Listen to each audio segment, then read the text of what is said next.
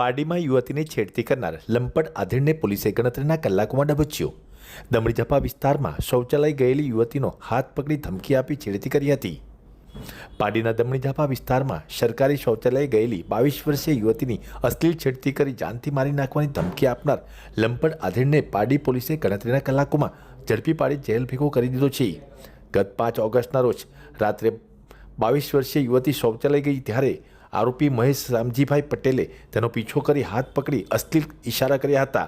યુવતીએ બૂમાબૂમ કરતા આરોપી ધમકી આપી ફરાર થઈ ગયો હતો। ઘટનાની ગંભીરતા જોઈ પારડી પોલીસે ગુનો નોંધી ત્વરિત તપાસના ચક્રો ગતિમાન કર્યા હતા। પોલીસ ટીમે બાતમીદારો અને ટેકનિકલ સર્વેલન્સના આધારે લંપટ આધેડ મહેશ પટેલની ઘેરાબંધી કરી ગણતરીના કલાકોમાં ધરપકડ કરી લીધી છે। કાયદાનું ભાન કરાવી પોલીસે આરોપી વિરુદ્ધ કડક કાર્યવાહી હાથ ધરી તેને જેલના સળિયા પાછળ ધકેલી દીધો છે। મહિલા સુરક્ષા સામે સવાલ ઉઠાવતા લંપટ સામે પોલીસે આકરા પગલાં લીધા છે।